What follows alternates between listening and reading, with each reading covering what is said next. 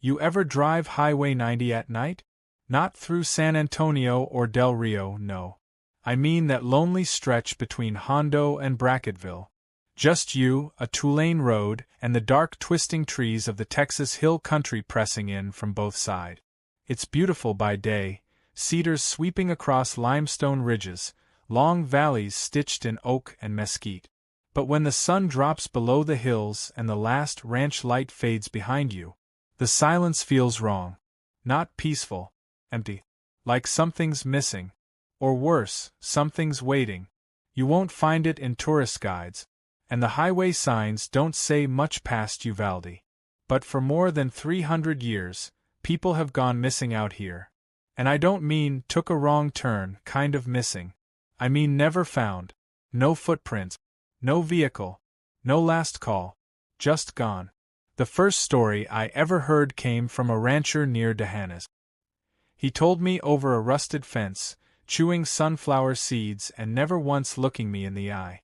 He said, "This land don't forget. It just lets you think it has." Before pavement, before rail, before even Spanish boots, there were tribes here. Coahuiltecan peoples who lived light and watched the wind like it was alive.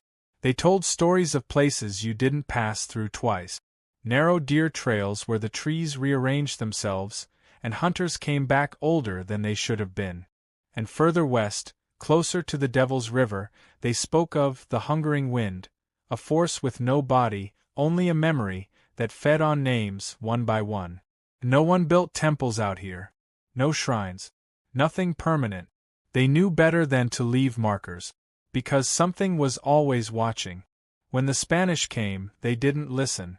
They pushed west in columns, planting missions like flagpoles, drawing maps, naming hills and creeks like naming was claiming. But the land didn't care. Several friars vanished during the mapping of the Rio Seco basin. In one recovered journal, a priest scribbled 6 final words on the back cover before disappearing. We saw it once. That was enough. They never found his body. But they still have the book. And the spiral drawn on the inside cover doesn't match anything in Catholic record. By the 1850s, this stretch of Texas was a halfway point for travelers headed to Eagle Pass or the borderland. Mail came by stagecoach. Saloons popped up in towns with fewer than 40 people. But the in-between? Still empty. Too empty. Records show 5 stagecoaches between 1847 and 1870 that arrived in Brackettville driverless. Horses intact. Mailbags untouched. Doors closed. Passengers gone. And always at night. Always in that 25-mile gap west of Hondo. One driver carved a message into the wood beneath the driver's seat before he vanished. We saw the same tree twice. His stage arrived a day late. Nothing inside. But the wheels were still warm. In 1892, a plan was drawn to run a railroad spur from San Antonio through the hill country, west to connect the fort. It never got that far. Crews halted work just outside Sabinal. Workers began refusing to return after dark. They said the trees were wrong. That the same ridge appeared no matter which way they walked. That something breathed at night and echoed their footfalls half a step behind. 3 men left camp one night to fix a water line. Only their boots came back, stacked neatly on the tracks. The construction office burned down the following year. All that's left of that line now is rusted metal, vanishing into brush. But if you stand near the spot during the first freeze of winter, you can hear it. A low hum. Not wind. Steel. Remembering what it never finished. When pavement came, people thought the weirdness would stop. It didn't. The stories just got closer to the road. In the 1960s, truckers started rerouting their overnight runs. One company lost 3 rigs in 2 years, all on the same curve west of Seco Creek. Dash reports logged time gap. Drivers radioed in from mile markers they had already passed, in reverse. They called it the looping mile. And locals say that stretch of highway, mile 221 to 222.7, doesn't run straight. No matter how fast you drive, the trees bend inward. Like they're leaning in to listen. A priest from Castroville attempted to bless the land in 1972. His final journal entry reads, "This isn't hell. Hell ends. This doesn't." He was found 2 weeks later in a dry creek bed, humming something no one could identify. He never spoke again. These days, GPS covers most of Texas. But ask any ranger, trooper, or EMT who works Highway 90 between Hondo and Brackettville, and you'll hear the same thing. The tech fails out there. Maps freeze. Compass needles stutter. Phones die with 70% battery. And then come the reports. Drivers who forget where they were headed. Cars found still idling on the shoulder with no one inside. Campers who wake up with extra footprints circling their tent. It's never loud. Never dramatic. It just takes. And no one walks back out. There's a mile marker on that road, 221.3. Nothing around it but scrub and mesquite. But some say, if you stop your car there at night and turn your headlights off, you'll see something move behind the trees. Not a person. Not an animal. Just movement. The same shape you dream about when you wake up and don't know why you're sweating. I've spent the last 10 years collecting stories from this road. 4 of them stood out. For that crossed decades. For that carry the same pattern. People traveling between towns who never made it through. People who weren't found. Or worse were. But changed. One comes from 1983, when 2 teenagers never arrived in Brackettville, until 3 months later, barefoot and speaking in reverse. Another, from the late 90s, involves a roadside breakdown, a borrowed flashlight, and a mile marker that didn't exist. The third? A 2006 dashcam pulled from a trooper's cruiser after he vanished mid-shift. The footage plays 17 minutes of road on repeat, then cuts to a spiral drawn in blood. And the last? Just a few years ago. A rideshare app pinged its last known location at mile 221.3. The driver's voice was recovered from the cloud. Panicked, whispering, "It's not a road. It's a mouth." These are the stories I've prepared. I tell them not to scare you, but to warn you. Because people keep asking, what's between Hondo and Brackettville? And the answer is always the same. Nothing. And something. And the road that remembers. Let's start our first mystery of Highway 90, somewhere in the 1980s Highway 90. The mile no map shows. The sky was turning copper over Hondo, and the sun bled wide across the windshield of the old Pontiac Bonneville as it rumbled into the gas station off Highway 90. Davy Rudd leaned against the hood while the fuel gauge ticked slowly upward, his army duffel half unzipped at his feet. His boots were already dusty. Texas had a way of doing that quick.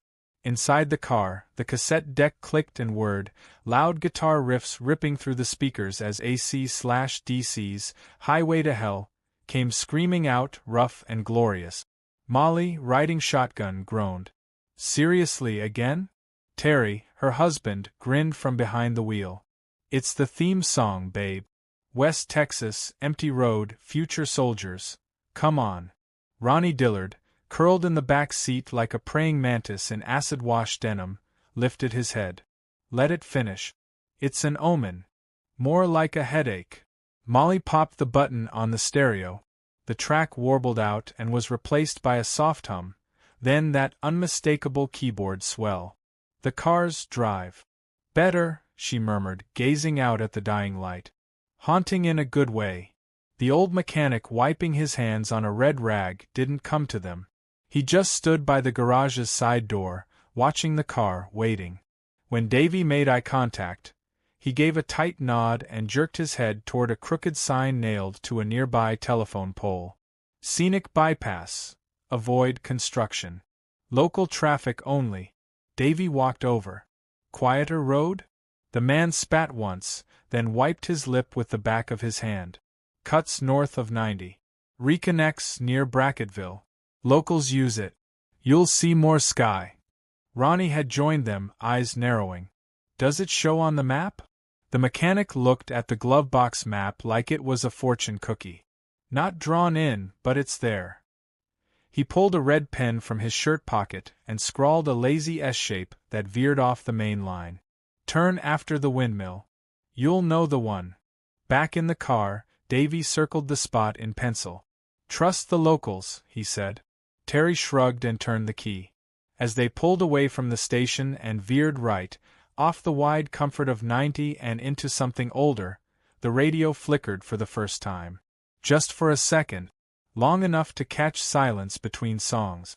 Long enough for Molly to look back at Ronnie and say, "Did the trees just get taller?" They drove in comfortable silence for a while, the sun slinking lower behind them, the Bonneville's engine humming along like an old friend. The road here was narrower, more worn. Grass curled over its edges in places, and patches of wild mesquite leaned in, their silhouettes like hands brushing the edges of their vision. Ronnie was playing navigator, tracing their progress with a ballpoint pen across the faded Rand McNally. This stretch should reconnect right before Brackettville, he muttered. 10, maybe 12 miles. But when Davy glanced at the odometer, they'd already driven 15. Terry was the first to speak up. Wasn't there supposed to be a windmill? Ronnie nodded. We passed it. No, Terry replied, knuckles tightening around the wheel. We passed it 20 minutes ago. And then the radio cut out. Dead silence. Not even static. Terry flipped the dial. Nothing. No signal. Davy leaned forward, tapping the tuner. The display flickered once, then slowly clicked over to AM. And music began to bleed through, grainy, distant, warp. Slim Whitman's Indian Love Call. The song wavered like it was underwater. The warbling yodel was already haunting on a good day, but through AM distortion, it sounded half-possessed. Then the whispering started. Beneath the melody. Like background noise. Like the hiss of breath too close to the microphone. None of them said anything at first. Because none of them wanted to be the first to say they heard it. Molly turned it off. Weird, she whispered. Let's not. Suddenly, Davy sat upright. Wait. That tree. They all looked. To the right of the road stood a twisted oak, its trunk split halfway up like a broken jaw, with a length of rusted barbed wire curling through its base like a rib cage. Didn't we just pass that? He asked. Terry nodded slowly. Yeah. I remember that scar on the bark. Ronnie pulled the map up closer. We're not going in circles. Look, this road's a straight shot. No turnoffs. But then the car crested a small ridge and there it was again. The same oak. The same split trunk. The same barbed wire. Is this a joke? Molly hissed. Terry slammed on the brakes, the Bonneville jolting as dust kicked up around them. No sounds but the engine. No birds. No wind. Just that weird buzzing silence, like the air was waiting. Ronnie climbed out. He walked back 10 feet and bent down by the roadside. When he came back, he was pale. There's no tire tracks behind us, he said. None. It's like we just started. Davy pulled the map out and checked again. The red line? Still there. But smeared. Almost gone. As if something was erasing it while they drove. Ronnie insisted it was the map. Maybe the ink smudged its cheap print. But no one believed that. Not after they passed the tree a third time. Same trunk split at a crooked angle. Same sagging loop of barbed wire like some kind of twisted ornament. This time, Terry slowed the car to a crawl. The Bonneville's headlights swept across the underbrush, now gray-blue in the fading light. The trees leaned in, their branches knotted and tense like twisted muscle. Shadows crossed in ways that didn't make sense. Branch patterns that flickered like figures moving just behind the oak. Ronnie leaned toward the glass. I know it sounds insane, but that fog wasn't there earlier. What fog? Molly asked. But even as she said it, the air ahead thickened like breath on a mirror. Wisps coiled across the cracked asphalt. Ribbons at first, then full tendrils, crawling low to the ground, rising as if drawn from below. The fog didn't roll in like a weather front. It bloomed, thick and milky, smothering their headlights in under a minute. Terry turned the high beams on. The light bounced back, too bright, as if hitting not moisture but some membrane. The world ended in a flat white wall. They all sat silent as the car slowed to a stop. Ronnie cracked his window. Still air. No breeze. But there was a sound, barely there. A wet shhhhhh, like something dragging over leaves, far off and getting closer. Terry shut the engine off. The stereo hissed to life for a split second, just long enough for that Slim Whitman melody to creep back in. Indian love call, echoing from nowhere, warping under the fog. Faint. Off-key. And still layered with those whispers. Low, dry, non-human sounds trying to say something with no breath at all. Davy slammed the power button off again. Jesus. Maybe we should turn back, Molly whispered. How? Terry asked. Every time we think we're leaving. Davy opened the door. The fog was warm. That hit him first. The air clung to his skin like sweat. And under his boots, the gravel felt soft, too soft. Like walking over hidden root. He took 2 steps forward and turned to look at the car. But it wasn't behind him. Davy's heart jerked once, clean and sharp. Then he turned slowly and saw it, now 10 feet off to his right, where it hadn't been before. The Bonneville's shape floated in the mist like a relic buried in smoke. Its windows shimmered. For a moment, he saw his own reflection on the glass, but the face staring back didn't blink when he did. He got back in. Where did you go? Ronnie asked. Davy shook his head. I didn't. Terry pulled the car into gear. They drove again. In silence. No one touched the radio. No one spoke. They passed a fallen road sign, half swallowed by the fog. Only 2 letters were visible, KT in green reflective paint. Was that a town? Molly asked. Ronnie didn't answer. The fog deepened. The trees on either side blurred into long black shadows. A shape moved across the road up ahead, brief, upright, gone before they could register it. I saw that, Davy said. I didn't, Terry replied, his voice trembling. They passed the crooked oak again. Same split trunk. Same barbed wire. But now something new. The base of the tree was blackened. Charred. As if it had burned silently from the inside out. Ronnie reached into the glove compartment and pulled out a can of neon pink spray paint. No more maybe, he muttered. Terry stopped the car. Ronnie got out. He sprayed a thick X across the tree. A bright, defiant mark. Try to forget that, you bastard, he said aloud to no one. He got back in. They drove. Time passed. Or didn't. The Bonneville's clock blinked, 1:11. Then again. Then again. 20 minutes later, they passed the tree. Same mark. But the paint was dripping upward. Ronnie started laughing. It wasn't funny. But he laughed anyway. It's not fog, he said. It's memory loss. We're in a time loop. A biomechanical time loop. Molly turned sharply. Shut up. Just shut up. Ronnie's laughter stopped. Terry kept driving. Slower now.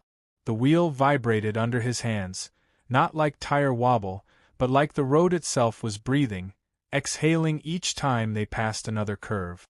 And then the fog parted. A small, dirt pull-off appeared to the right. A circular break in the trees. Davy looked at the others. We camp, he said. We regroup. Just a couple hours. Terry nodded, hands shaking. They pulled in and shut the engine off. Silence fell again. And something moved just beyond the fog line. Watching. Waiting. No one really slept. They laid in the Bonneville with their legs bent and backs aching, headlights off, windows cracked just wide enough to feel the moist, breath-warm air outside. The fog hadn't lifted. It just hovered now, still and knowing, cloaking everything beyond the tree-line.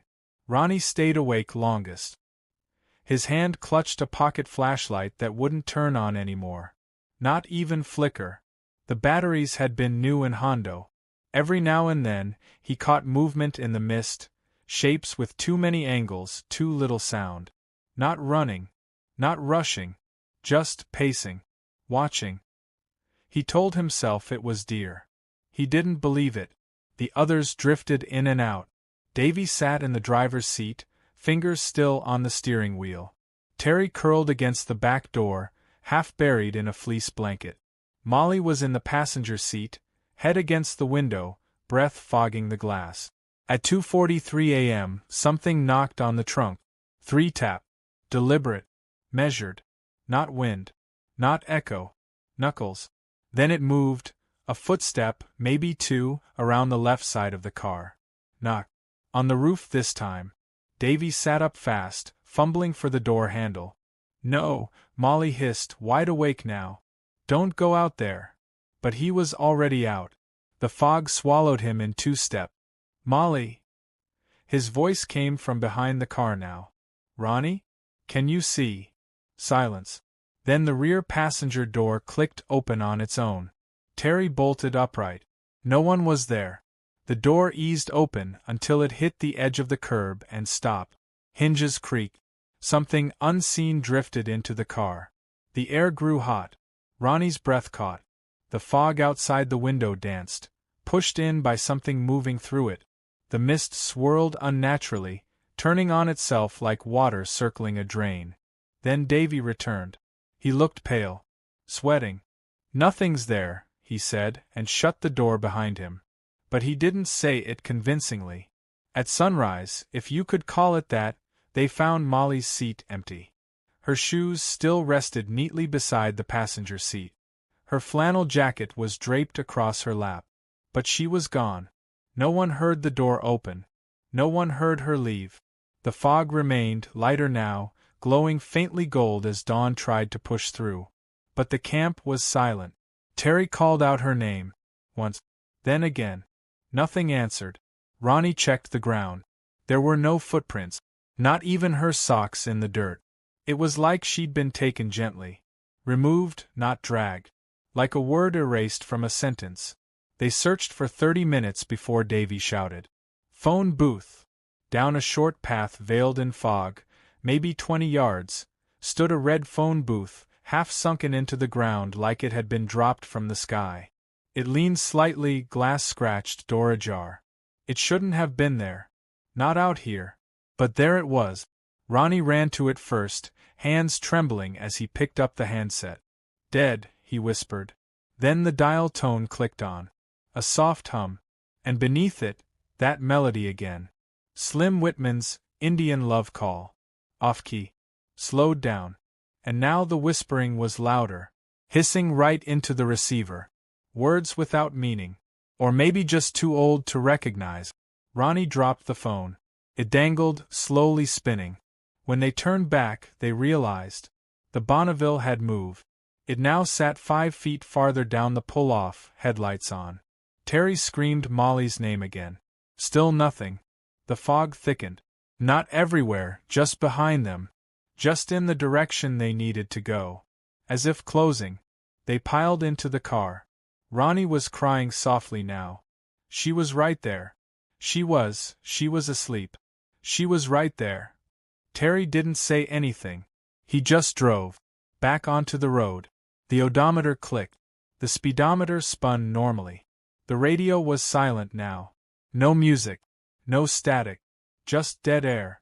The car rolled forward into the fog again. And mile marker 221.3 waited for them. Again. The sky should have brightened by now. But it hadn't. The sun was up, technically. A dull gray glow spread through the fog like a flashlight behind tissue paper. The shadows remained sharp under the trees, and the road didn't seem to lead in any new direction. Just forward. Just more twisted oaks leaning in. Just more dry gravel. Just more fog. We've passed that sign already, Ronnie said. His voice was low, wrecked.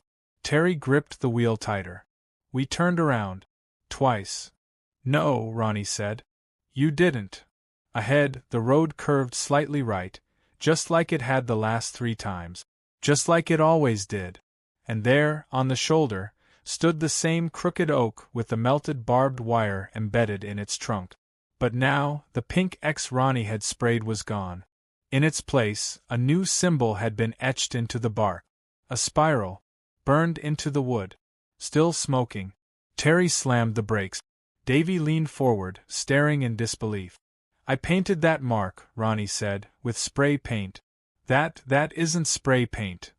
Okay, Davy said slowly. We're getting out of here. We're going back to Hondo.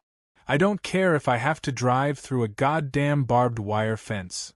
He reached over and punched the radio dial with his knuckle. It turned on. But not to a station. A woman's voice came through, soft, almost a whisper. Not singing. Not talking. Repeating. Still driving. Still dreaming. Still driving. Then it cut. Just static. And then, without touching the dial, Slim Whitman came back on. But this time, the pitch was wrong. Too low. Too slow. Ronnie ripped the cassette from the deck. But the tape had already melted. The fog finally thinned. It happened so gradually they barely noticed. One moment, Davy was peering through a soup of white. The next, the trees stepped back. And up ahead, a gas station. Old, cracked, sitting lonely at a three-way junction they didn't remember seeing before. No signage on the canopy. No prices. Just two pumps, both rusted, hoses coiled like dead snakes. Finally, Terry breathed. People. They pulled in. The gravel crunched beneath the Bonneville like dry bones. Davy got out. The air was silent. Not quiet, silent. Like something was holding its breath. The glass on the convenience store was covered in grime. Handprints, maybe. Old and streaked. A flickering neon light buzzed inside, barely readable through the tint, but Davy could make it out. Under Scorpiello Nye. He knocked once on the door. It swung open on its own. Inside, the air stank of dust and wet stone. Shelves were empty. No snacks. No drinks. No register. No person behind the counter. Just shapes. Covered with sheets. Not moving. Davy turned to call out, but found himself facing a mirror where a magazine rack should be. In the reflection, he could see the others outside the car. Ronnie was watching him. Terry pacing. The Bonneville idling. But there was a fourth person standing next to the car. Tall. Pale. Wearing Molly's flannel jacket. But not Molly. Its mouth opened too wide. And smiled. Davy stumbled back. The mirror was gone. Just an empty wall. He turned and ran. Back in the car, Ronnie was shaking. Did you see her? Terry's knuckles were white on the steering wheel. I saw something. She was wearing Molly's clothes, Ronnie said, voice cracking. But it wasn't her. It didn't blink. Davy nodded once, then buckled his seatbelt. We don't stop again. He turned around. The road behind the station was clear. No fog. Just asphalt. And mile marker 221.3. Right where it had always been. Waiting. No one spoke anymore. There wasn't anything left to say. The Bonneville rolled past mile marker 221.3 a sixth time. Same crooked lean, same bent metal pole. But the sign had changed. Now it read, "Going back is not returning." They hadn't seen it change. They just noticed. Ronnie had gone quiet in the back seat.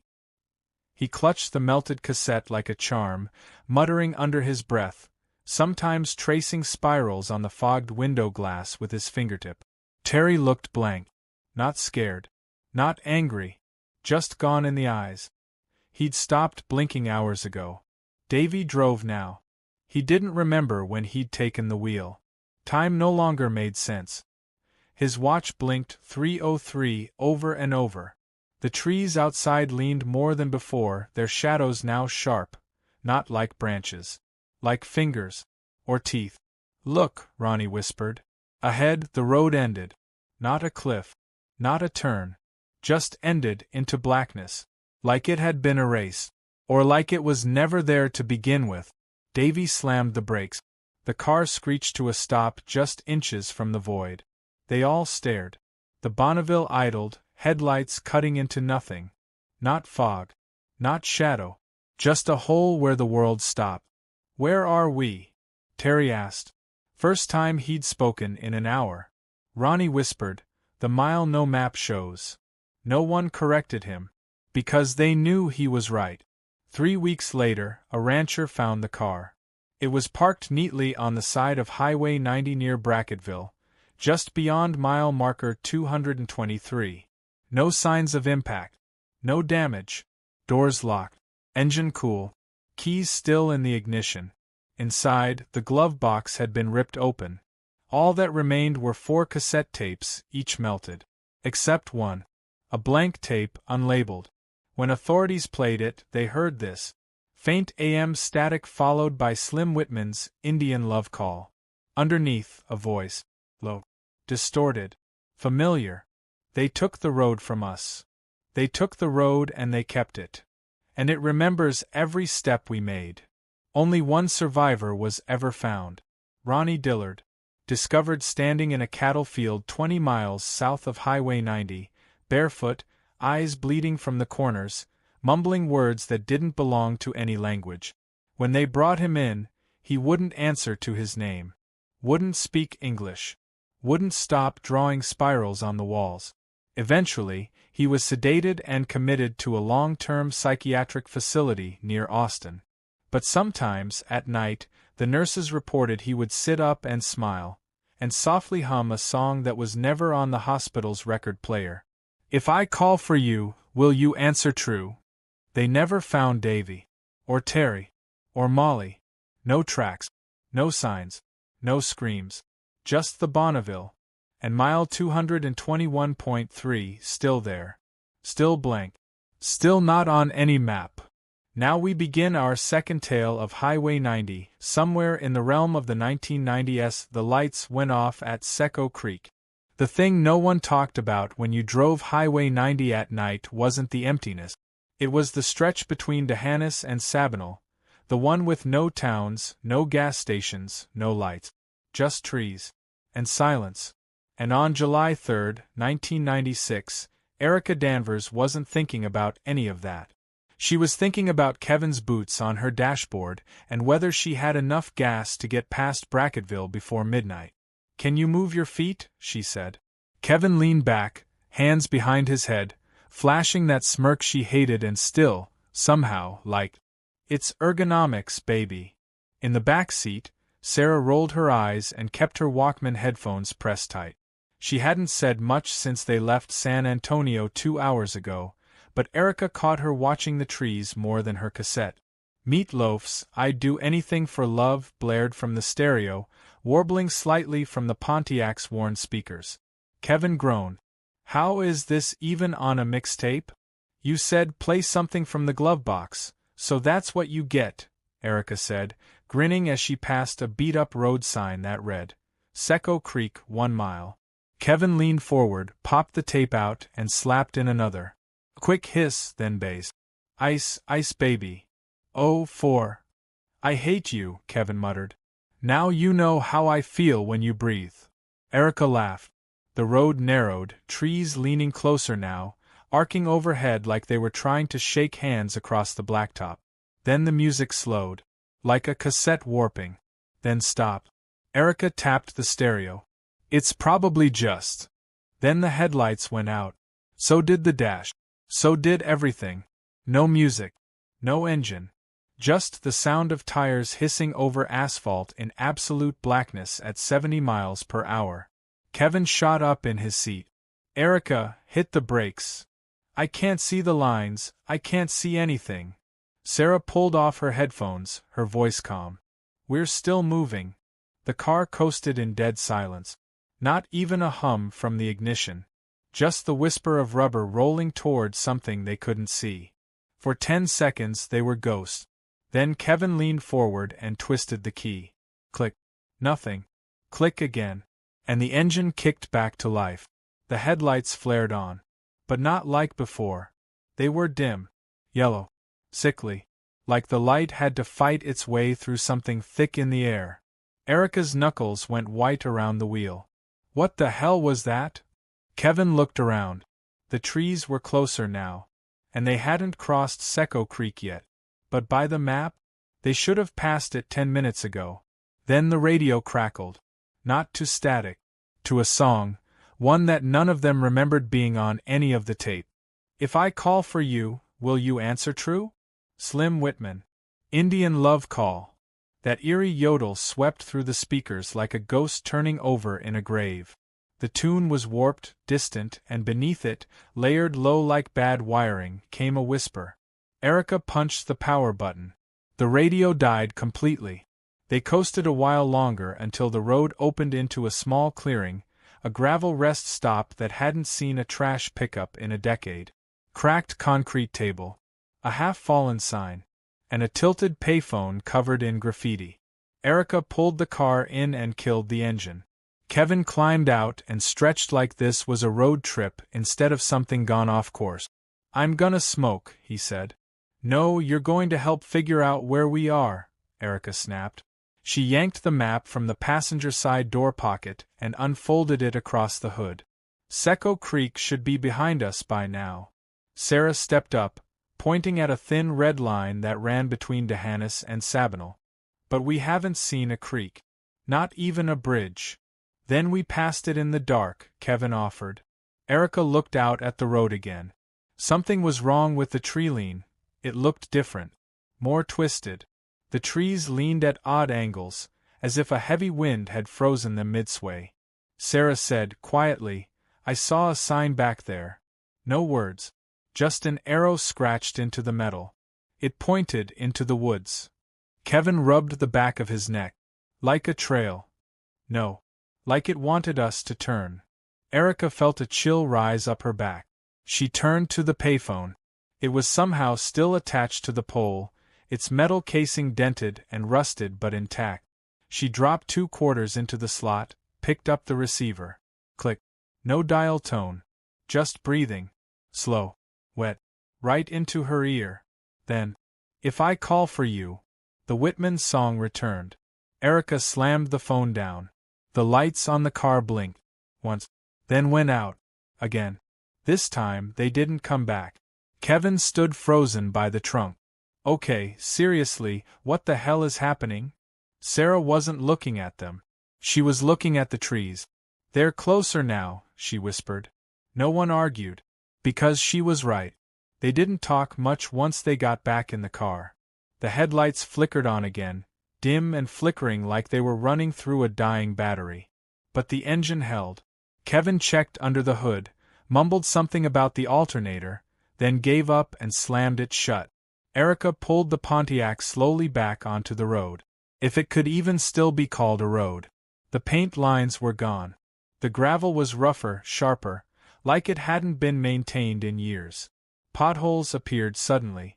The trees on either side no longer politely lined the shoulder.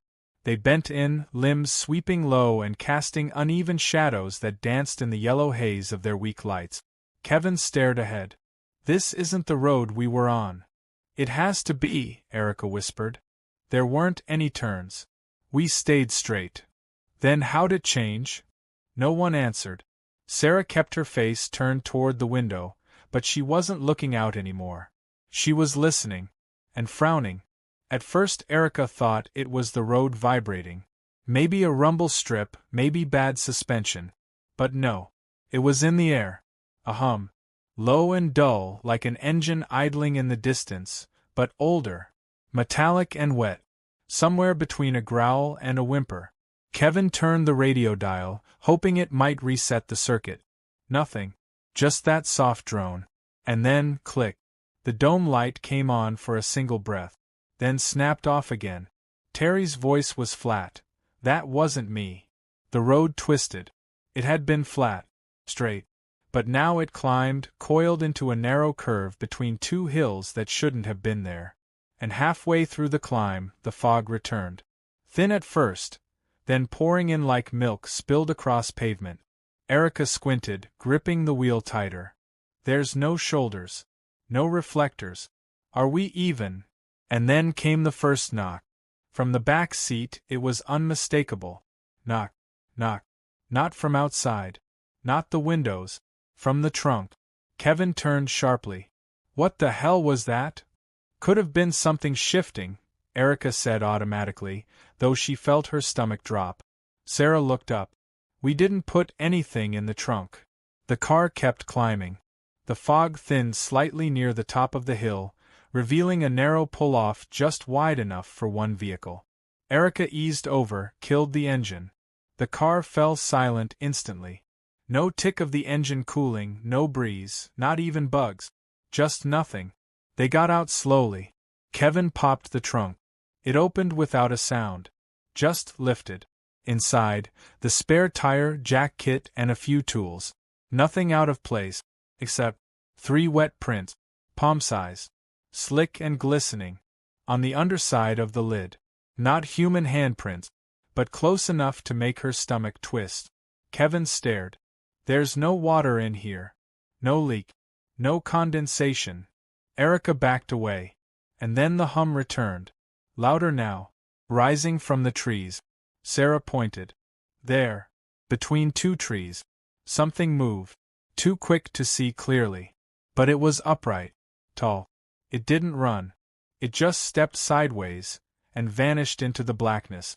Kevin whispered, "Did you see it?" Erica nodded. Sarah didn't look at them. She kept staring into the woods. "They're waiting," she said. "For what?" Kevin asked. She didn't answer. Instead, she walked back to the car. And said, "We should go before it gets back in." They didn't talk for the next few miles. It was hard to speak when every nerve in your body told you to be quiet.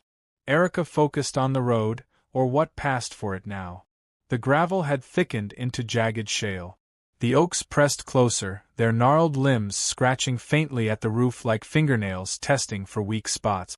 The headlights stuttered with each bump, casting broken flickers on the trees ahead. Light, shadow, light again.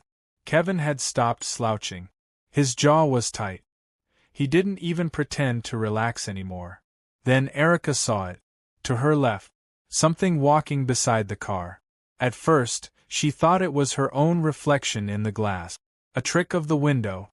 But it was outside. And it was keeping pace. It didn't run. It just glided. Effortlessly. Too tall. Too thin. With arms that swayed too far when it moved. She hit the gas. The car bucked forward. And the shape kept up. Sarah turned her head slowly and locked eyes with Erica. "You see it too," she said, as if she'd been waiting for someone to admit it. Kevin leaned over her lap, peering out her window. "Don't stop. Just go." "I'm not. I mean it. Don't even brake." Erica didn't. She pushed harder. The car lurched around a bend, and for a moment the thing was gone. Then, knock, knock. The trunk again. But now it sounded deeper. Like something inside was pushing from the far end of the car. "All right," Kevin said. "Someone say something before I lose it." "Like what?" Erica snapped. "I don't know. Like, how do we get off this road?" Sarah pointed at the windshield. "Start by finding the road again." Because now? There was none. The gravel had faded into packed dirt, then into bare ground. No shoulder. No dividing lines. No reflectors. Just a tunnel of trees and dead space ahead. They hadn't seen another vehicle in over an hour. They hadn't seen anything. No signs, no lights, no stars. Just fog. Just dirt. Just knocking. The radio crackled once. No song. No voice. Just that whispering hum beneath the silence. Then another knock, 3 in rhythm. Knock, knock, knock. Sarah said, "It's knocking in code." Kevin turned to her. "What?" She was staring at the back window now. Not scared, curious. "It's been doing it. In 3s, then 2s. Then once. Knock, knock. It's trying to see who answers." Erica gripped the wheel tighter, eyes wild. "We're turning around," she said. Kevin nodded like that made sense. But when they tried, there was no space to U-turn. And when they reversed, the same crooked tree appeared on both sides of the car. Kevin looked out and said quietly, "We're not driving anymore." Erica's voice broke. "What does that mean?" Sarah answered. "It means we're being driven." They all turned toward the trunk at once. Something shifted. Not a knock. Not pressure. Like a body turning over. Erica didn't stop. She didn't speak again. She just drove forward, into whatever was waiting. The dirt road narrowed until it became a trail, 2 ruts barely wide enough for the car's tires. The oaks on either side now arched overhead, branches tangled and low, like ribs folding inward. Erica said nothing. She didn't want to speak anymore. Words felt useless. Sarah sat completely still. Her eyes were wide but unblinking, hands folded in her lap. Kevin was the only one breathing hard. He kept twisting to look behind them like he expected the back seat to pull open and swallow him. The trunk had been quiet for nearly 10 minutes. Then, click. The sound was soft, mechanical, the sound of the trunk latch releasing. They all heard it. Erica slammed the brakes. The car jerked and wheezed to a halt. She threw it into park. "Don't," Kevin said immediately, "don't go look." But Erica was already out. The trunk stood half open, a faint creaking as it shifted slightly on its hinges. She moved toward it, hands clenched into fists. Kevin stepped out behind her. "If it's empty, we leave it open. Got it?" Erica didn't answer. She lifted the lid the rest of the way.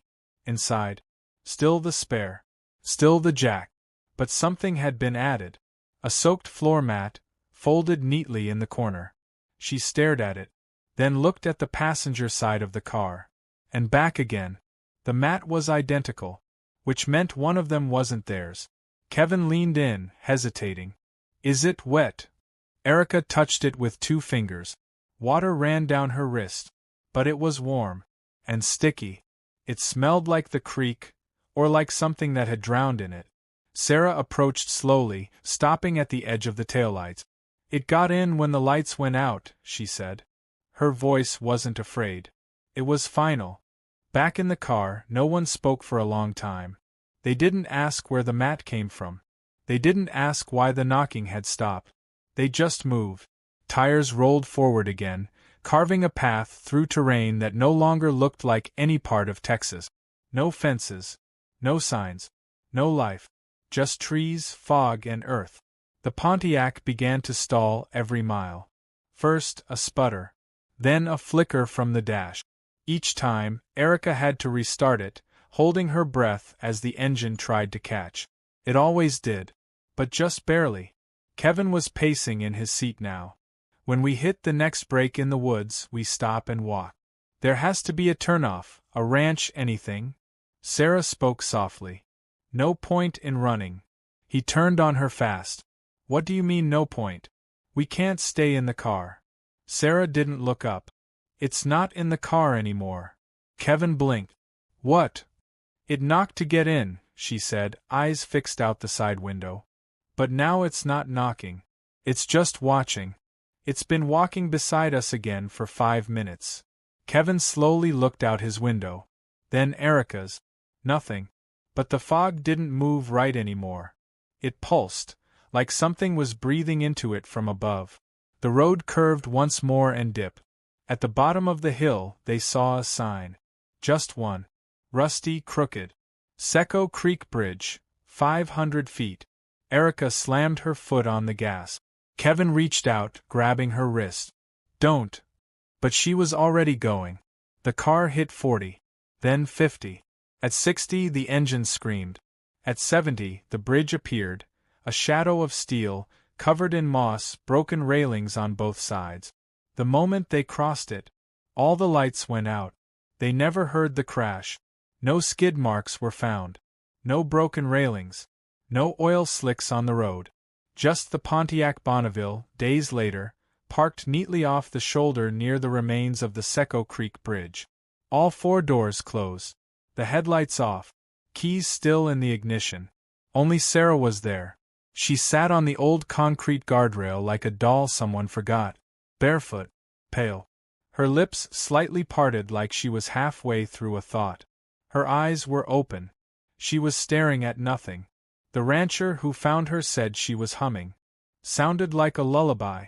Sweet in a weird kind of way. The police questioned her. Doctors ran tests. No sign of trauma. No drugs. No dehydration. Just a girl who wouldn't speak. Wouldn't blink. Wouldn't answer when called by name. She was moved to a hospital in Uvalde for observation. Still humming. Still staring. And on the 7th night, just past 3 a.m., she finally spoke. One sentence. To no one in particular. In a whisper. It's still in the trunk.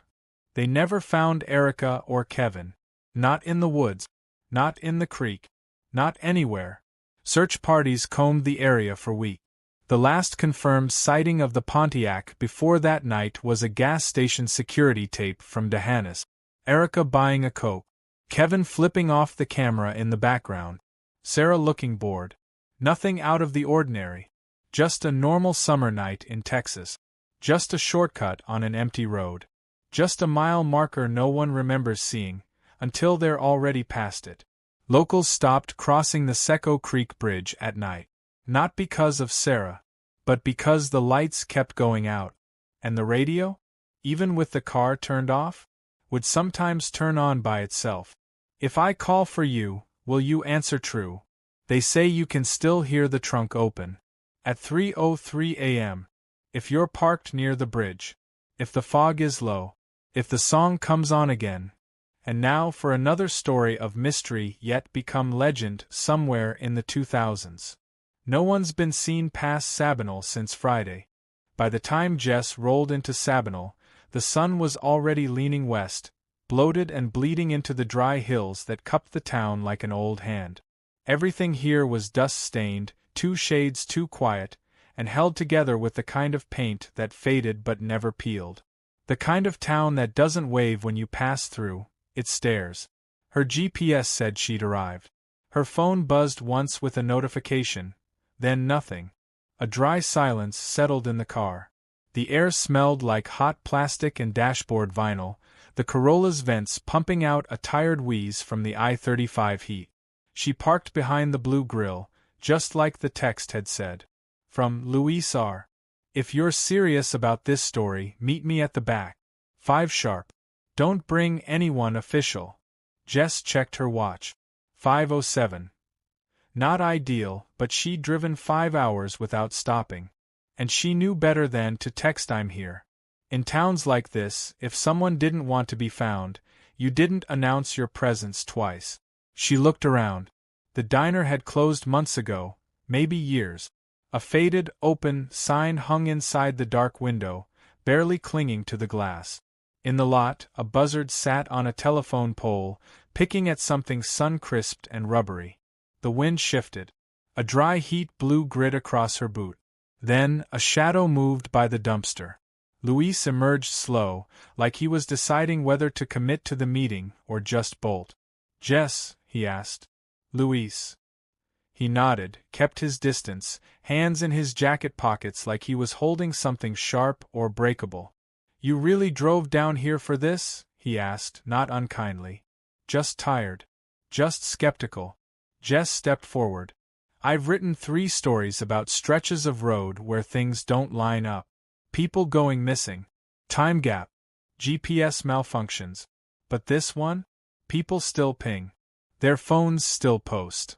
They just don't show up," Luis finished.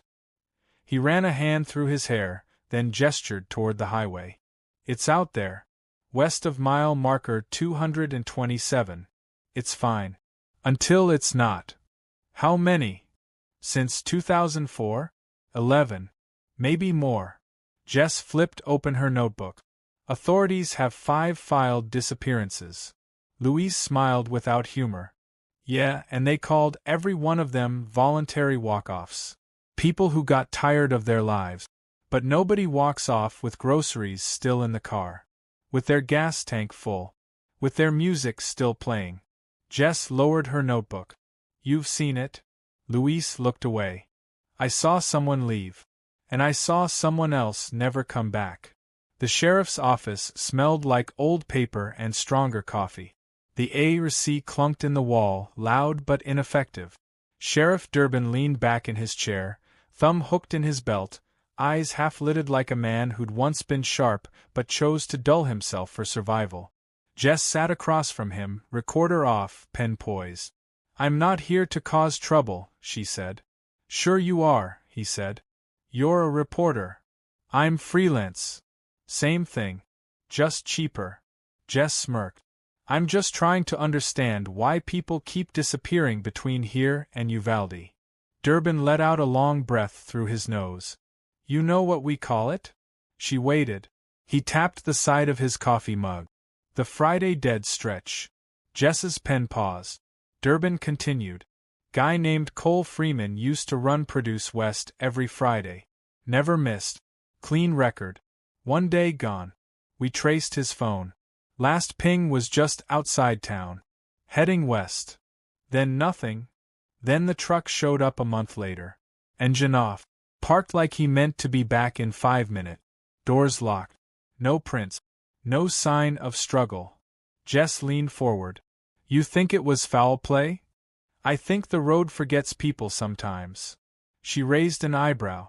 That's not very sheriff-like. Durbin stared past her. It's not very explainable either. Back at the motel, Jess and Louise sat outside her room, sipping warm gas station soda and staring at the highway in the distance. Locals won't talk to you, Louise said. I figured. They'll act like it never happened. But everyone here knows someone who didn't come back. They just changed the subject. Jess nodded. She'd seen that in other towns. The way silence passed down generations like old china. Never used, never broken, just carried. Luis tapped his soda can. I found something. He pulled a battered photo from his backpack. It showed a car, blurry, slightly grainy. A silver hatchback pulled off just past a curve. The date stamp in the corner said 2007. The Miller girl, he said. Disappeared that fall. Last ping was on this stretch. Jess looked closer. The car wasn't remarkable, except for the fact that its headlights were on in the daylight, and the rear door was cracked open. Louise said, You know what's weird? Jess waited.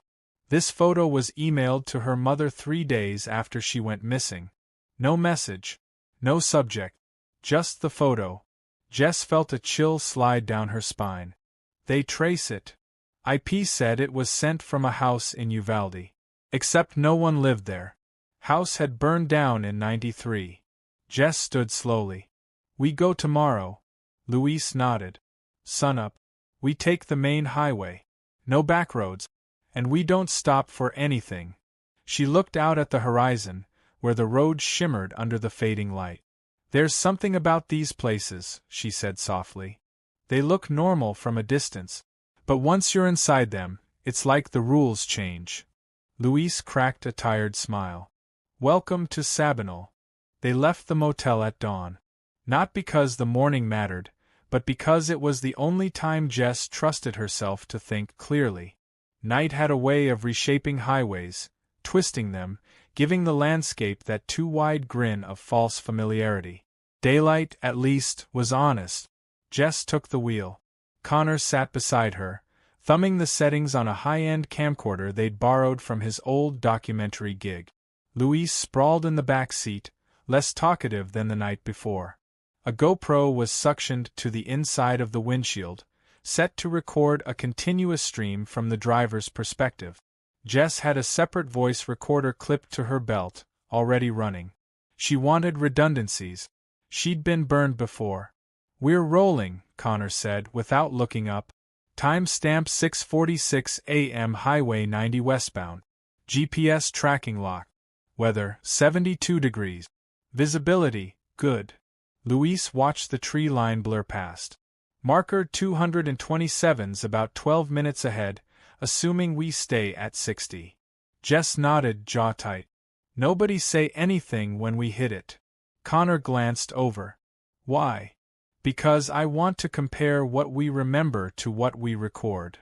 They drove in silence. The town gave way quickly. Cattle fences, empty fields, the occasional rusted windmill.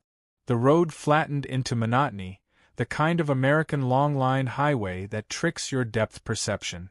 Trees lined both sides, spaced just irregularly enough to feel natural but too symmetrical to be random. Mile marker 225 passed. Then 226. Luis sat forward, arms on the backs of their seat. There's a weirdness to it, he said. You don't notice it with your eyes. You notice it with your memory. You start thinking, didn't we already pass that? Pass what? That, he said, pointing. A bent billboard with peeling blue paint. The words, "Try our Catfish Fridays," were sun-faded and streaked. Jess frowned.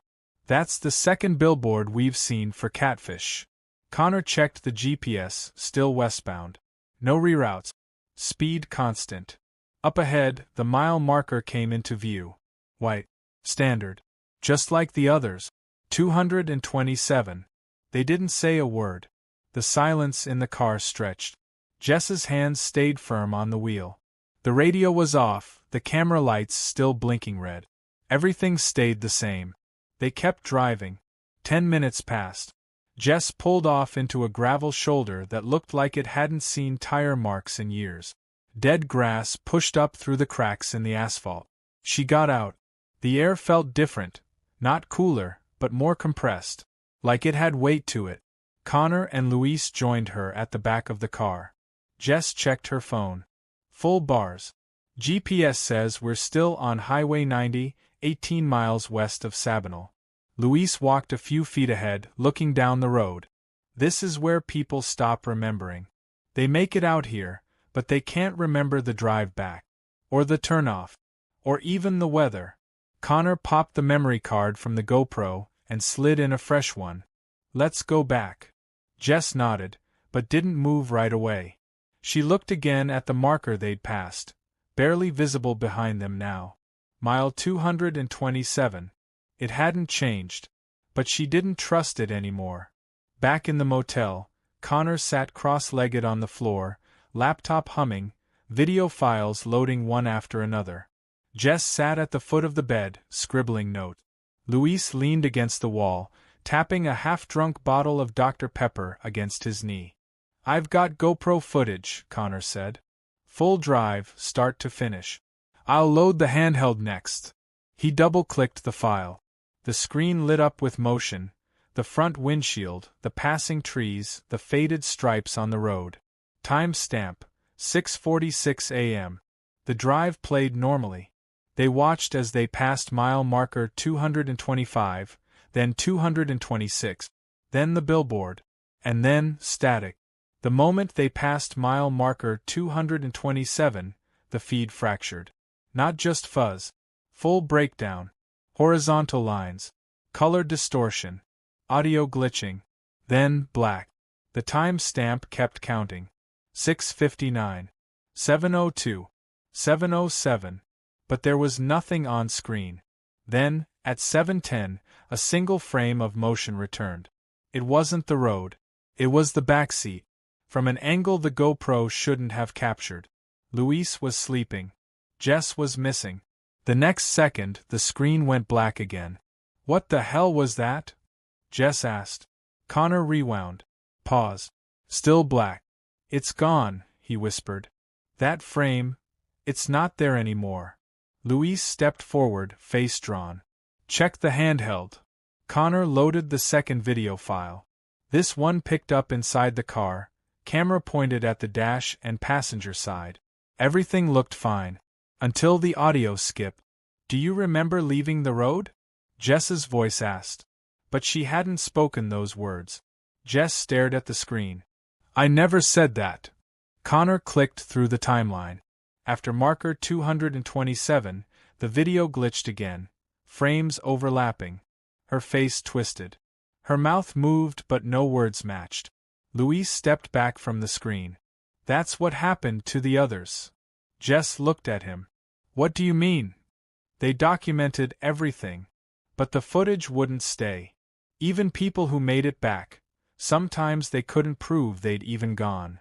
Connor's face was pale. There's no metadata either. No GPS imprint. It's like the cameras forgot where they were. Jess stood. We're going back out. Tonight. Luis hesitated. Connor didn't even argue this time. He just nodded, and began packing the cameras again. They left the motel under a ceiling of stars so still it made Jess uneasy. The wind had died sometime around 8:30 p.m., leaving the air heavy and unmoving. As they turned west onto Highway 90, Jess couldn't shake the feeling that the world had drawn in a breath and was holding it. Connor was uncharacteristically quiet in the passenger seat, checking his battery levels for the third time. Luis sat behind him, eyes focused on the road ahead, earbuds in but nothing playing. Jess had asked. He said he just liked to feel the silence differently. She appreciated that. GoPro rolling. Handheld rolling. Phone set to voice memo. GPS tracking active on 3 devices. They passed the faded Sabinal city limit sign at 9:04 p.m., headlights casting long spears into the scrub brush. No cars passed. No taillights ahead. Just open Texas dark. Mile marker 225 appeared. Then 226. At 9:14 p.m., they crossed 227. Jess noted it aloud. Crossing 227. Everything stable. Still westbound. Connor replied, no interruptions. Audio clean. No distortion. GPS holding. For the first 2 miles beyond 227, nothing happened. Then Jess noticed the billboard. Blue background, peeling white letters. Try our Catfish Fridays. She pointed. Didn't we pass that already? Connor looked up from his screen. Yeah. But that was 2 miles ago. Luis leaned forward. Check the trees. They did. And there it was. The dead tree with the snapped limb arching over the fence line. Same angle. Same utility pole shadow beside it. Same rusted cattle gate in the grass beyond it. It's looping, Luis whispered. Jess looked down. Her GPS still tracked forward. Connor said, we didn't turn. Luis added, and we didn't pass that tree twice. Not until now. Then Jess's phone buzzed. She lifted it from the cup holder. Unknown number. You're almost there. The text sent at 9:17 p.m. No number, she said. Luis looked at his own screen. Me too. Connor checked. Nothing. Jess's second buzz came 30 seconds later. A photo. Of her. Taken from behind, inside the car. She braked hard, slamming the car into a screeching halt on the roadside. Dust swirled around them, caught in the headlights like smoke. Jess! Connor barked. Someone took a photo of me just now. Inside the car. Luis didn't respond. Because he was staring into the trees. And the trees were breathing. They sat in the road, engine idling, each person too afraid to speak the obvious.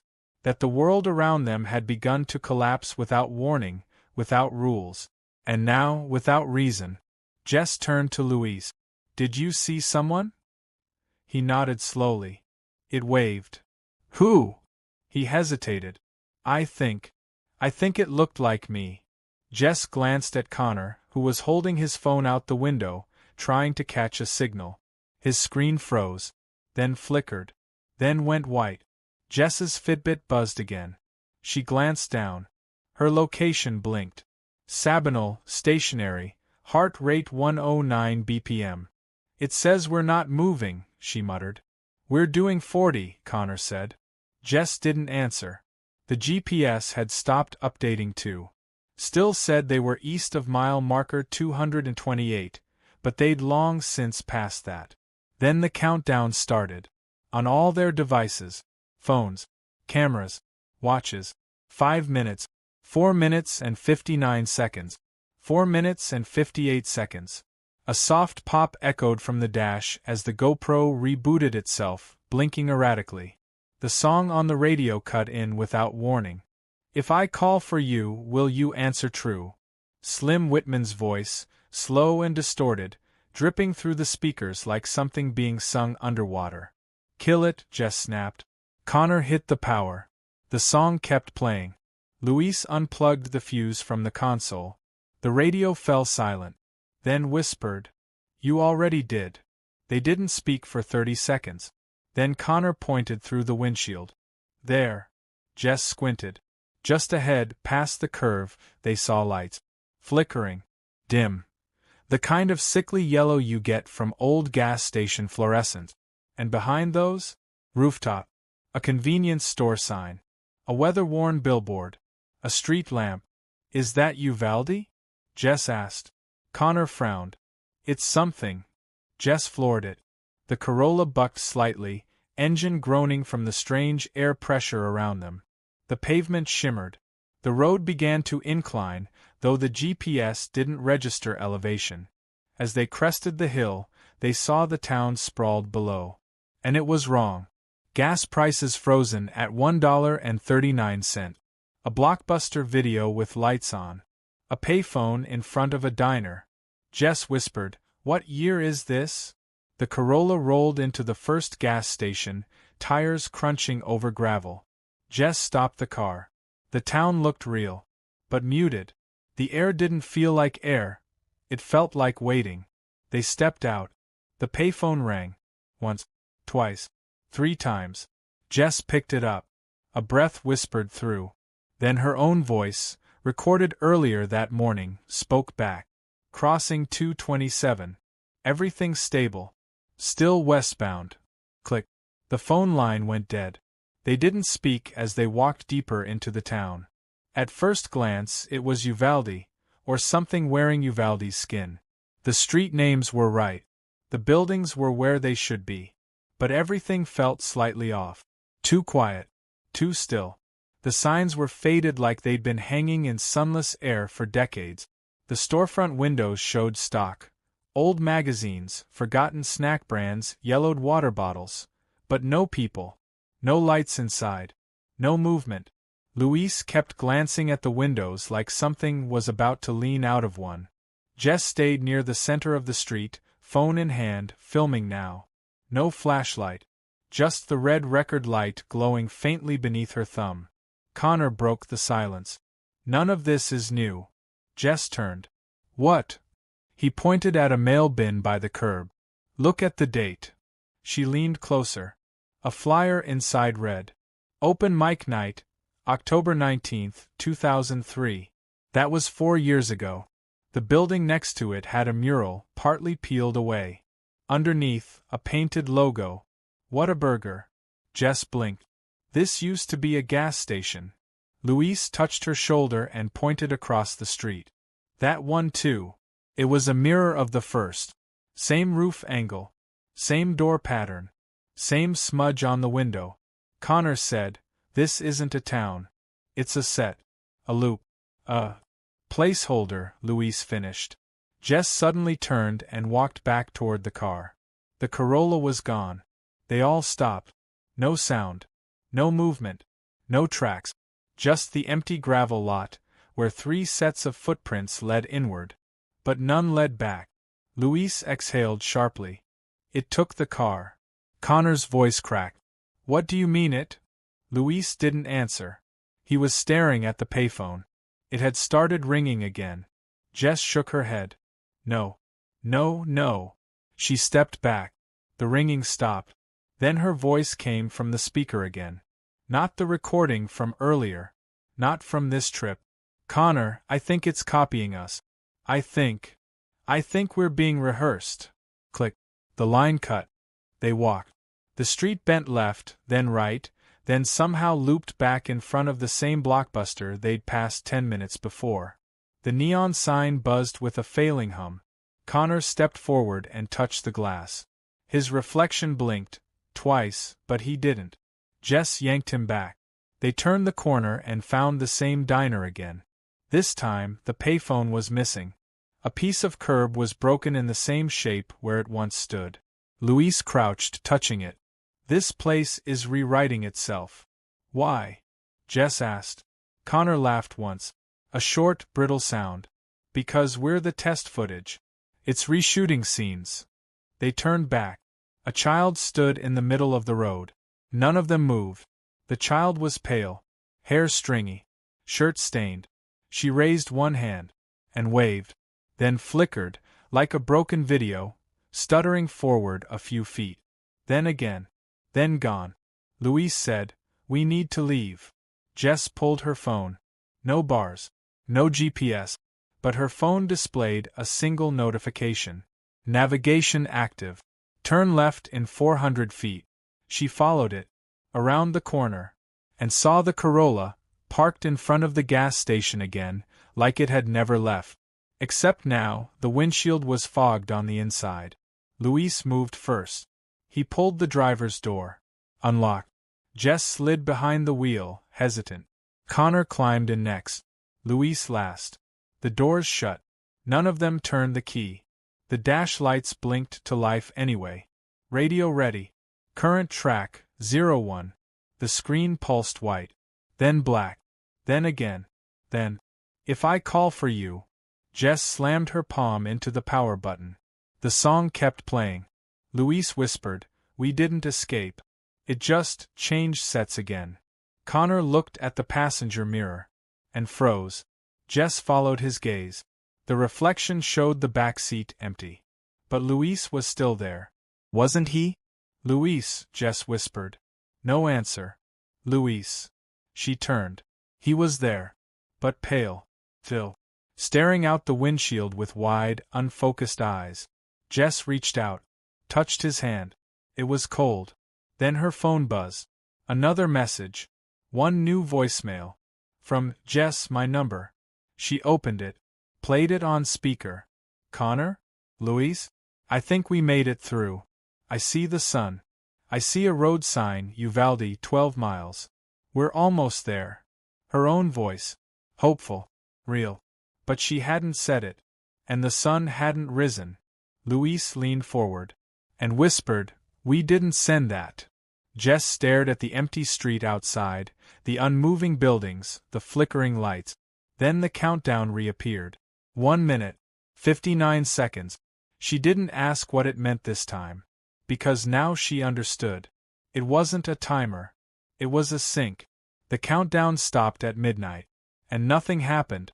For one unbearable moment, the silence inside the car was so absolute that Jess swore she could hear her own blood moving. Then the radio clicked again. But this time it didn't play music. It played voices. Their voices. "That's marker 227. We already passed this. Don't stop. It's still in the car." Layered, distorted, slightly off-pitch. Playing like overlapping loops of someone else's memory of them. Jess shut her eyes. Connor muttered, "I don't think we're the ones driving anymore." The Corolla rolled forward on its own. They didn't touch the pedals. Didn't touch the wheel. The road bent again, another lazy, sloping curve into darkness. Ahead, the lights of the town vanished behind them like a switch had been thrown. The blackness ahead wasn't fog. It was nothing. No trees. No sky. No distance. Just a blank horizon that devoured headlights without return. Louise whispered something. Neither of them heard it. Then, to the right of the road, barely illuminated in the amber spill of the fog lights, a figure stood. It looked like Connor. Or had Connor's posture. But its arms were too long. And it waved. Jess pressed her hands against her ears.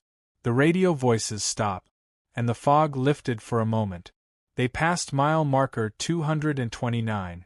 Then 229 again. And again. And then 229.3. Jess's phone pinged. A navigation prompt. "You have arrived." Louise opened the door. And stepped out. Jess screamed. "What are you doing?" But he didn't turn around. Didn't run. Didn't speak. He just walked into the road. Toward the waving thing. And vanished. Not into the fog. Into a fold in the air. Like a vertical ripple swallowed him sideways. Connor opened his door to follow. Jess locked it. "Don't," he whispered. He was already gone. 6 days later, Jess was found. She was discovered sitting cross-legged in the dry grass just off Highway 90, 10 miles west of Sabinal, facing an empty stretch of shoulder where no car had been seen since the Friday before. No injuries. No signs of dehydration. No memory of how she got there. The last thing she remembered, she told the officers, was the sound of the radio playing a song her father used to sing in the garage, Whitman's Indian Love Call. That and Connor whispering her name as the car faded beneath her. They found no car. No Connor. No Louise. The grass where she sat had burned away in a perfect spiral, charred black like something hot had breathed from beneath the dirt. She was taken to a clinic in Uvalde for observation. Overnight, she drew dozens of spirals on the walls, over and over again, using ink, charcoal, her own fingernails. A nurse reported that Jess said the same phrase each time she pressed her hand to the glass of the observation room. "We're still on the road. We're just farther than the signal can reach." The GoPro was recovered 2 weeks later, 30 miles south, near a dry creek bed. It still worked. The last footage? 6 seconds of road. No trees. No sky. Just white. And a voice, low and clear. "The road remembers." A state patrol drone later confirmed the impossible. Jess's Corolla had been seen idling near mile marker 229.3 for exactly 5 minutes, headlights on, engine cold. At 3:03 a.m., it disappeared. No one blinked. No one drove past. No one called it in. It was there, and then it wasn't. No one's been seen past Sabinal since that Friday. But sometimes, late at night, travelers still report the same thing. A photo appears in their phone gallery they don't remember taking. It shows the road. Always empty. Always westbound. And in the corner? Just visible near the shoulder. A girl sitting cross-legged in the grass. Smiling. And waiting. Now let's get ready for our final story. Somewhere in the 2010s, 2010s. The road between towns wasn't empty anymore. The road between Grafton and Loma Ridge wasn't much to look at, a flat two-lane ribbon winding between dry brush, mesquite trees, and skeletal fences that hadn't held anything back in decades. Locals called it the Gap Stretch. No gas stations. No houses. Just 30 miles of emptiness. At least, it used to be. A few weeks before everything turned, Sheriff Bill Vance reviewed a grainy dashcam clip submitted by one of his deputies. Nothing major, just a routine patrol. But at the 32-minute mark, a figure appeared on screen. Standing motionless in the median, facing the oncoming car. No flashlight. No vehicle nearby. Just a person. The footage shook slightly as the deputy's cruiser hit a patch of rough asphalt, the headlights sweeping right. But the figure never blinked, never moved. Just watched. Then, as the car passed, it vanished. No footprints. No reflection. Nothing in the rear cam. Vance chuckled when the deputy showed him. Probably someone walking home drunk. But the deputy didn't laugh. Watch it again. And this time, Vance noticed something he hadn't before. The figure's face wasn't visible. It didn't have one. Just a smooth, featureless patch of pale skin where a face should have been. Vance quietly closed the laptop and told the deputy to let it lie. After all, what would he even say? Amanda never liked driving at night. But it was either take the long way home after her mother's anniversary dinner or stay in a cramped guest room that still smelled like mildew and powdered sugar body spray. Will promised her they'd be back in their own bed by midnight if they left before 9. So she agreed. They loaded the leftovers, kissed her mom goodbye, and took off, windows cracked, music low. As they passed through Grafton, the last lights of town fell away behind them, swallowed by the wide blackness ahead. Will drove.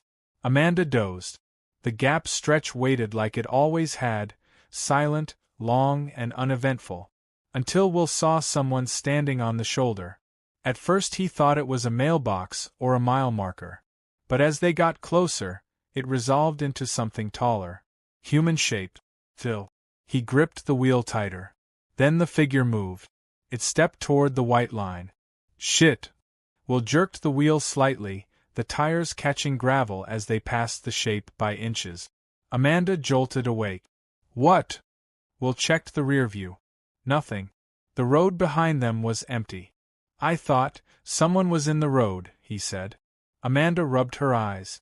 I didn't see anything. I swear, they were right there. Are you sure it wasn't a shadow?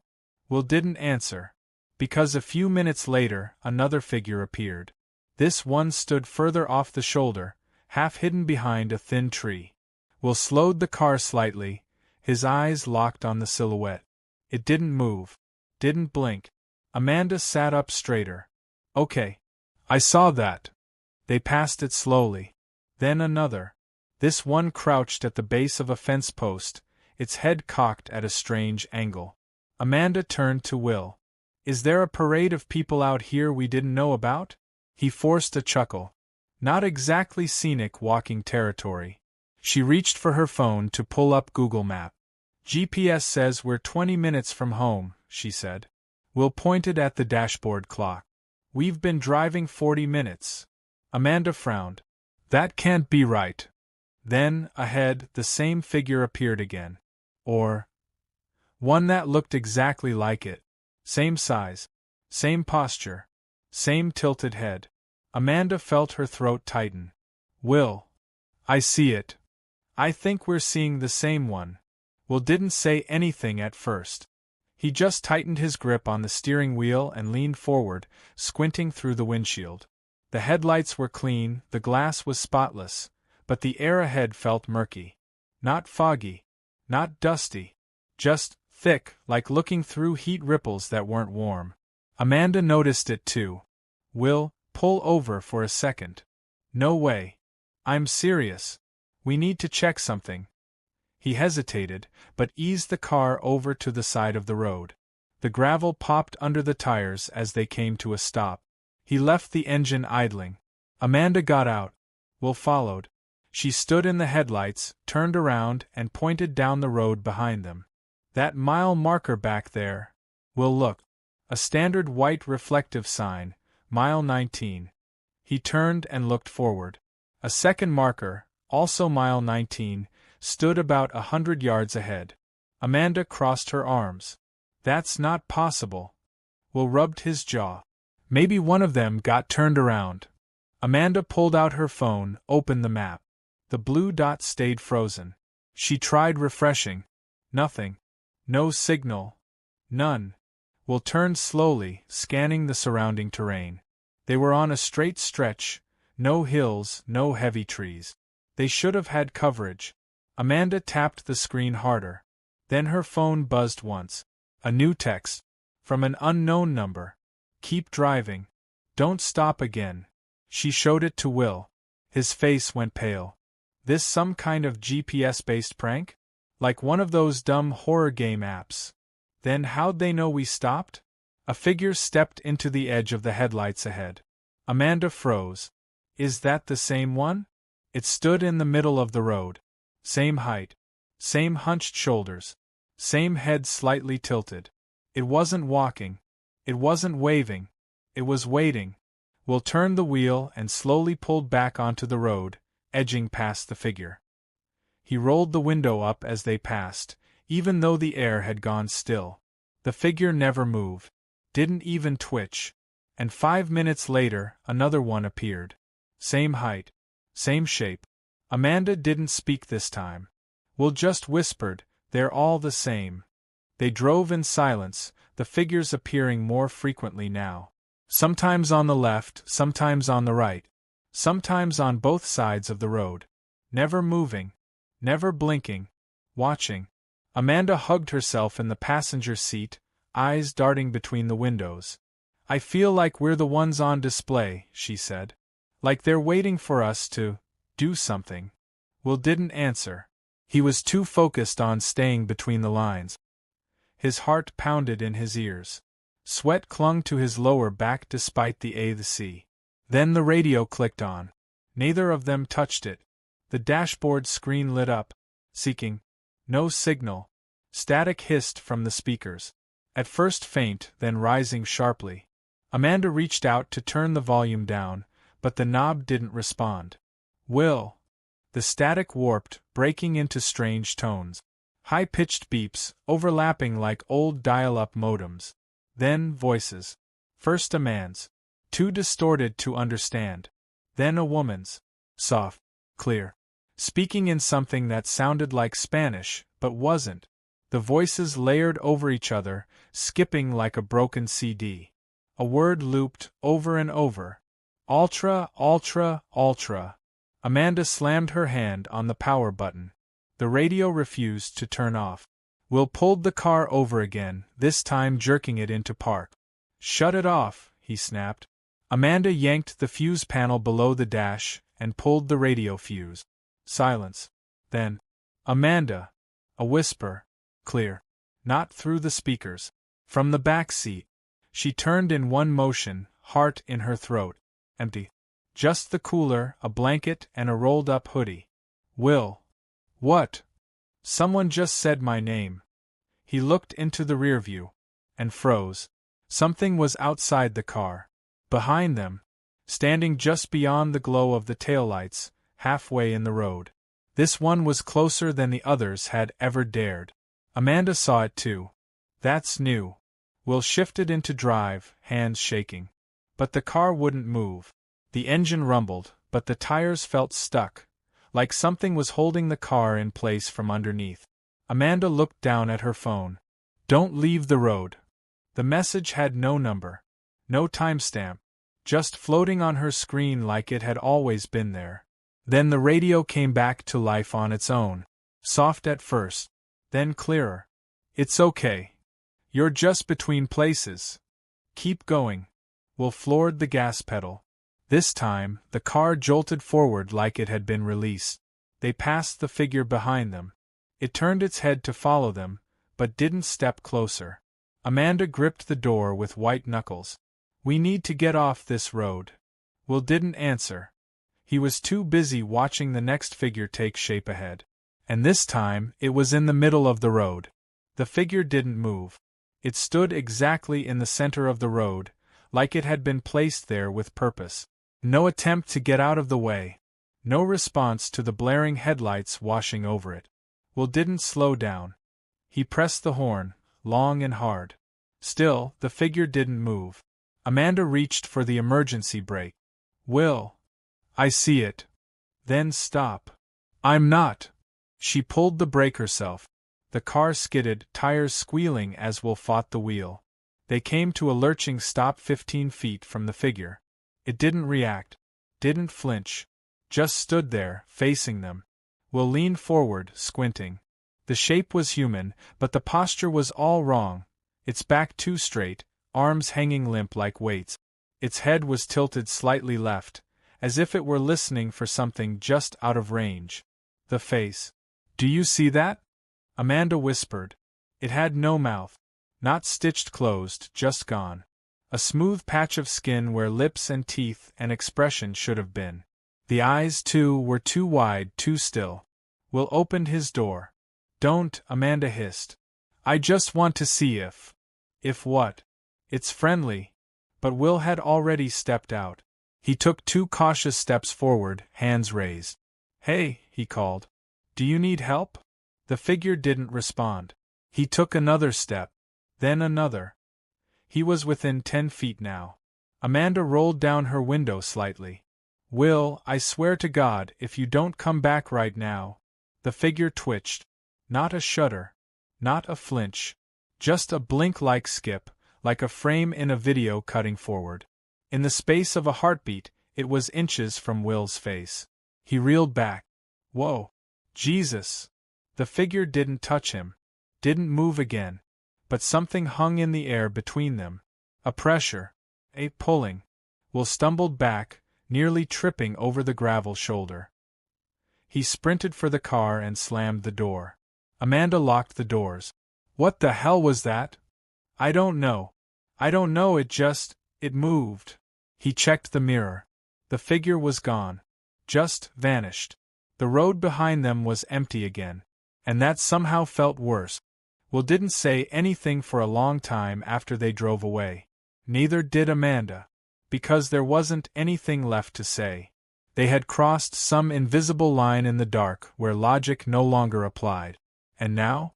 Now the figures weren't standing still anymore. They were walking.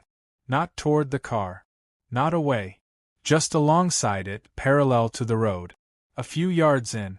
One every 30 or 40 feet. Left side. Right side. Like sentries.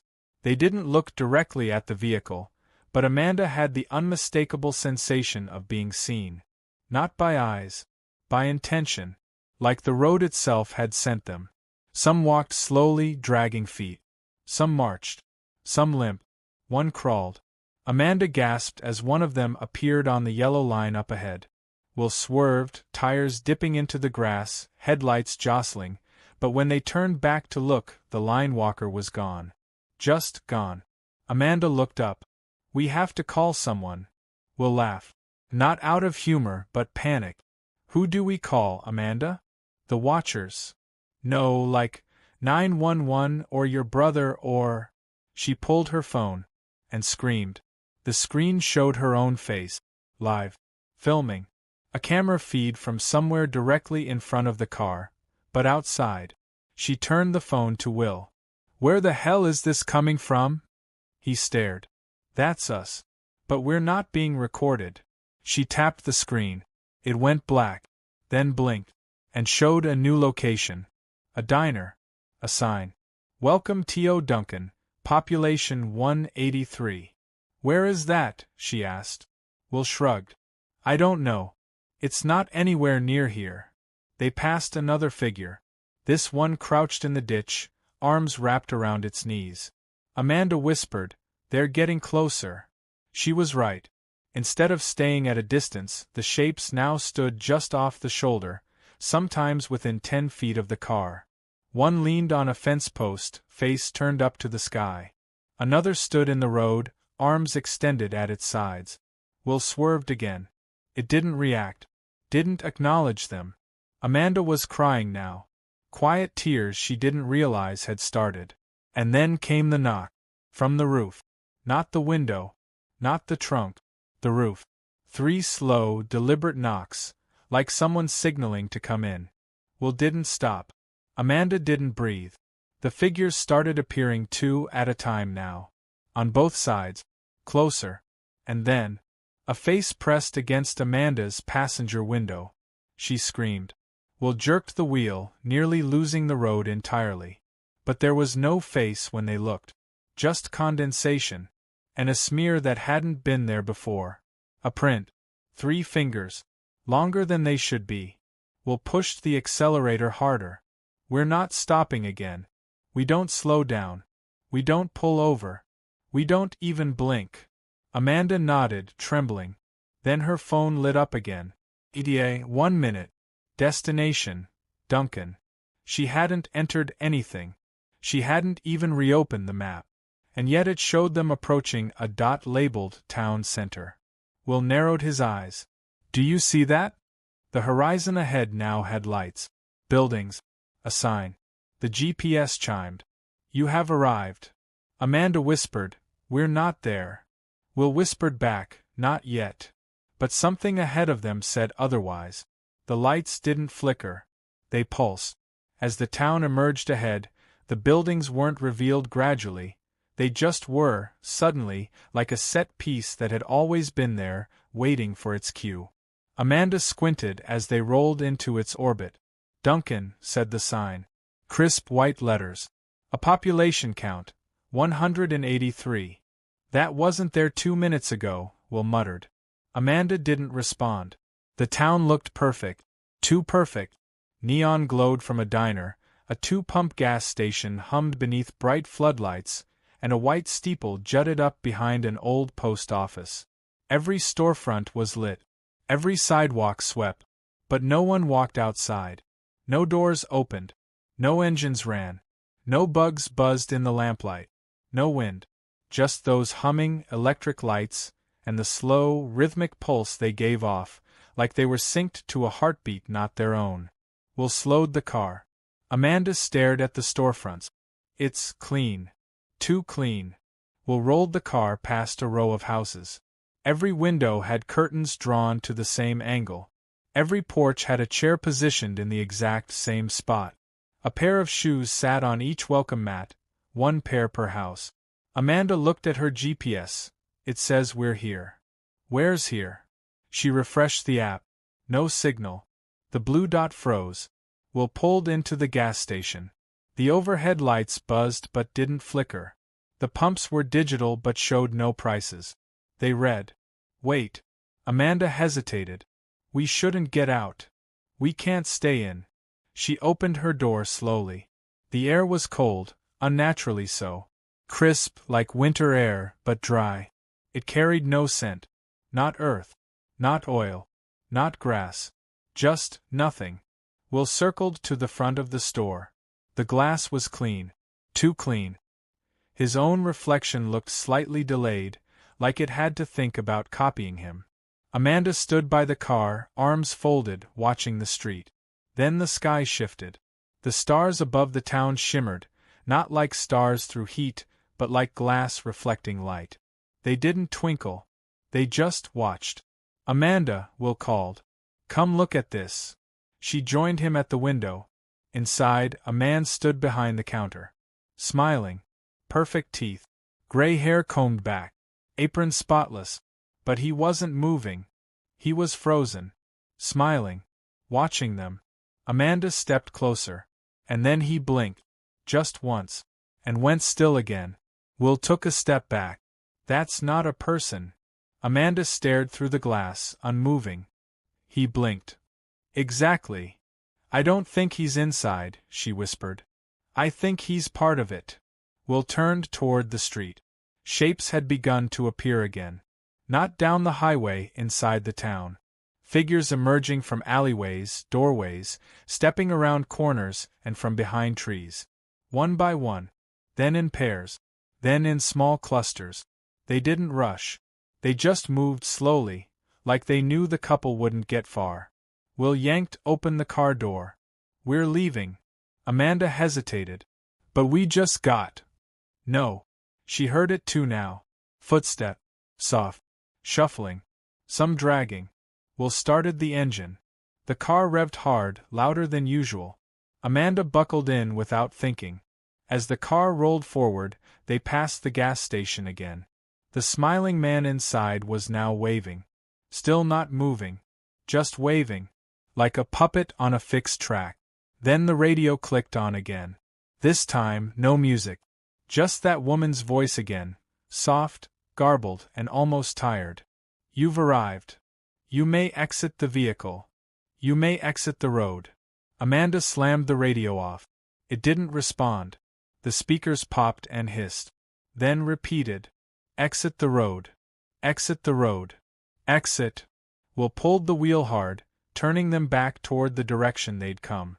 But when they reached the edge of town, the highway was gone. No shoulder. No pavement. Just dirt. A field. Trees. He stopped the car. Spun the wheel. Tried another side street. Same thing.